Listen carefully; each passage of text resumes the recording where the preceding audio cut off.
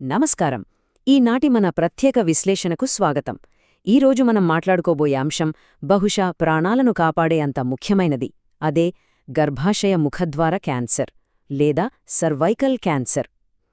ఈ పేరు వినగానే చాలా మందిలో ఒక రకమైన ఆందోళన మొదలవుతుంది, భయం వేస్తుంది కదా.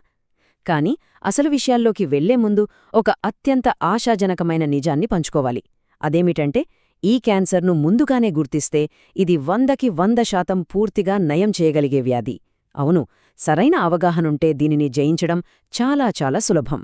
సరే, అసలు ఆలస్యం చేయకుండా టాపిక్లోకి వెళ్ళిపోదాం. ఈ విశ్లేషణలో మనం ప్రధానంగా 6 విషయాలు కవర్ చేయబోతున్నాం.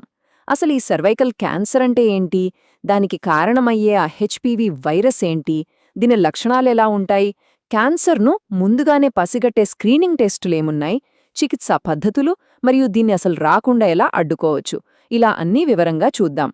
మొదటి విభాగానికి వెళ్దాం. అసలీ సర్వైకల్ క్యాన్సర్ అంటే ఏమిటో చాలా సింపుల్గా అర్థం చేసుకుందాం. మహిళల్లో గర్భాశయం అంటే యూటరస్ కింది భాగంలో ఒక చిన్న ద్వారం ఉంటుంది. దాన్నే సర్విక్స్ అంటారు. ఈ సర్విక్స్ భాగంలోని కణాలలో వచ్చే క్యాన్సర్నే సర్వైకల్ క్యాన్సర్ అంటారు. అయితే ఇక్కడ మనం మాట్లాడుకోవాల్సిన ఒక ముఖ్యమైన పాయింట్ ఉంది. సాధారణంగా ఇది 30 నుండి 50 సంవత్సరాల వయసున్నవారిలో ఎక్కువగా కనిపిస్తుంది అనుకుంటారు.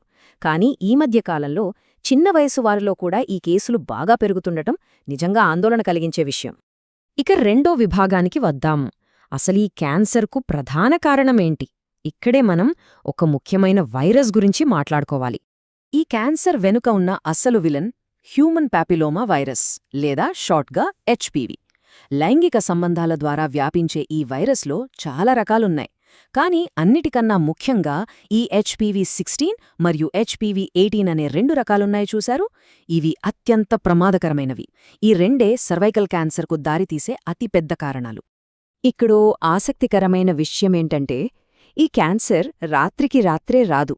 ఒకసారి ఈ వైరస్ శరీరంలోకి ప్రవేశించిన వెంటనే చాలా కేసుల్లో మన ఇమ్యూనిటీ దాన్ని బయటకు తరిమికొడుతుంది.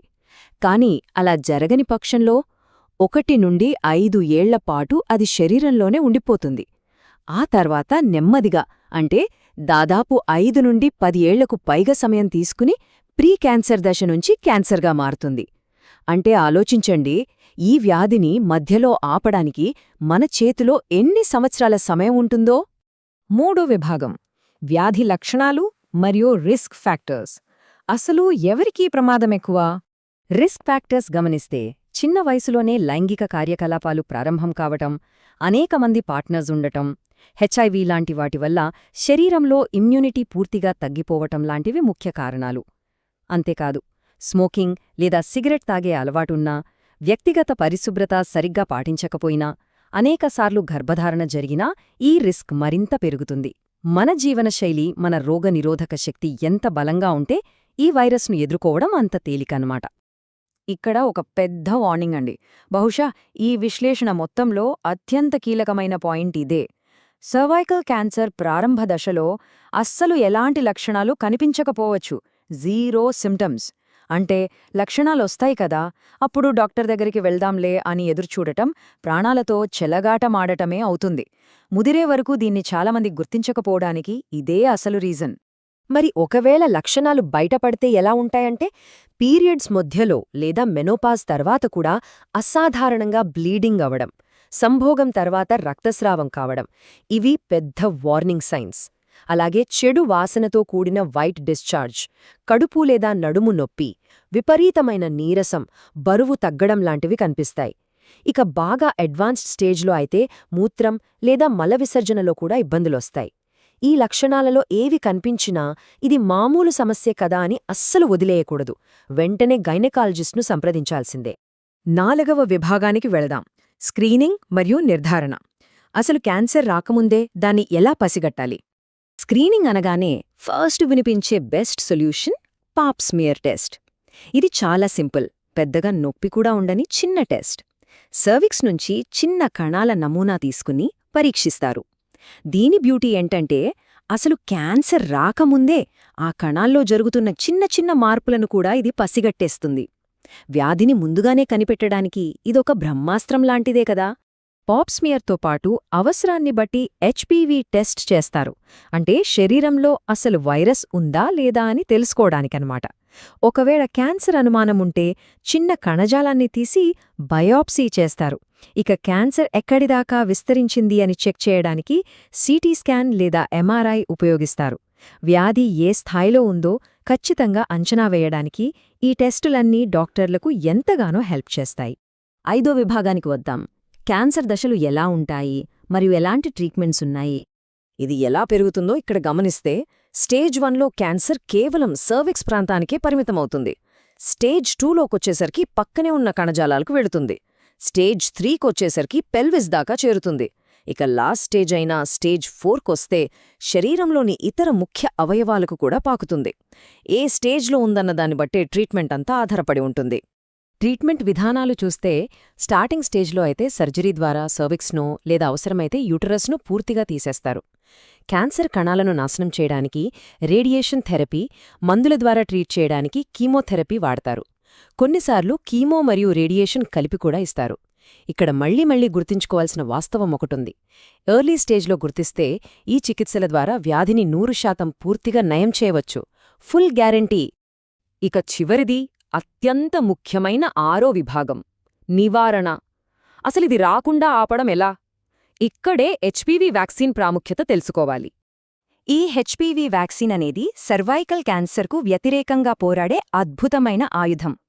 ఈ వ్యాక్సిన్ తీసుకుంటే వైరస్ వచ్చే రిస్క్ భారీగా పడిపోతుంది. ముఖ్యంగా 9 నుంచి 14 ఏళ్ల వయసున్న అమ్మాయిలకు ఇది అత్యంత పవర్ఫుల్గా పనిచేస్తుంది. అయితే ఆ వయసు దాటిన పెద్దవాళ్లు కూడా డాక్టర్ సలహా మేరకు ఈ వ్యాక్సిన్ తీసుకుని ప్రయోజనం పొందొచ్చు. మొత్తంగా ఒక పర్ఫెక్ట్ నివారణ వ్యూహం అంటే ఎలా ఉండాలంటే, ముందుగా హెచ్పివి వ్యాక్సిన్ తీసుకోవాలి. వయసుకు తగ్గట్టుగా క్రమం తప్పకుండా పాప్స్మియర్ పరీక్షలు చేయించుకోవాలి. స్మోకింగ్ అలవాటుంటే వెంటనే మానేయాలి. సురక్షితమైన లైంగిక పద్ధతులను పాటించాలి. మరియు వ్యక్తిగత పరిశుభ్రత ఖచ్చితంగా మెయింటైన్ చేయాలి. ఆరోగ్యాన్ని మన చేతుల్లోకి తీసుకోవడానికి ఇంతకంటే బెస్ట్ దారి లేదు. ఇప్పుడు సొసైటీలో ఉన్న కొన్ని పెద్ద అపోహలను బద్దలుగొడదాం. మొదటి అపోహ, క్యాన్సర్ వస్తే ఇక చావే శరణ్యం అని చాలామంది భయపడతారు. కానీ మెడికల్ ఫ్యాక్ట్ ఏంటంటే, ఎర్లీ స్టేజ్లో గుర్తిస్తే ఈ సర్వైకల్ క్యాన్సర్ లాంటివి పూర్తిగా క్యూర్ చేయగలిగేవే. ఆ అకారణమైన భయానికి, వైద్య వాస్తవానికి మధ్య ఉన్న తేడా ఇదే. రెండో అపోహ చూద్దాం. నాకు ఎలాంటి లక్షణాలు లేవు కదా, నేను ఎందుకు టెస్ట్ చేయించుకోవాలి అంటారు. ఇది చాలా పెద్ద పొరపాటు. అసలు వాస్తవమేమిటంటే, స్టార్టింగ్ స్టేజ్లో ఎవ్వరికీ ఎలాంటి లక్షణాలు బయటకి కనిపించవు. అలాంటప్పుడు టెస్ట్ చేయించుకుంటేనే కదా అసలు లోపల ఏముందో తెలిసేది. అందుకే రెగ్యులర్ స్క్రీనింగ్ అనేది ఏదో ఆప్షనల్ కాదు, అది మస్ట్ అండ్ షుడ్. ఇక మూడో అపోహ, ఈ క్యాన్సర్ కేవలం వయసు పైబడిన వారికే వస్తుంది అనుకోవడం. నో వే, ఇది ఎంతమాత్రం నిజం కాదు.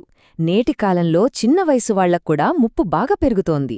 సో వయసుతో సంబంధం లేకుండా ప్రతి ఒక్కరూ అలర్ట్గా ఉండాల్సిందే. ముగించే ముందు ఒక ముఖ్యమైన ప్రశ్న అడుగుతాను. పూర్తిగా 100% నివారించగలిగే ఈ క్యాన్సర్ మీద మనం ఎప్పుడూ కంప్లీట్ విక్టరీ సాధిస్తాం? ఒక్కసారి ఆలోచించండి. ఈ సమాచారాన్ని కేవలం తెలుసుకుని వదిలేయకుండా కరెక్ట్ టైంకి టెస్టులు చేయించుకుంటూ, వ్యాక్సిన్లు తీసుకుంటూ, ముఖ్యంగా మన చుట్టూ ఉన్న వాళ్ళకి ఈ విషయాలు చెప్పినప్పుడే ఆ విజయం సాధ్యమవుతుంది. ఈ విశ్లేషణ మీకొక కొత్త ఆలోచన ఇచ్చిందని ఆశిస్తున్నాను. ఇలాంటి మరో ఆసక్తికరమైన అంశంతో మళ్లీ కలుద్దాం.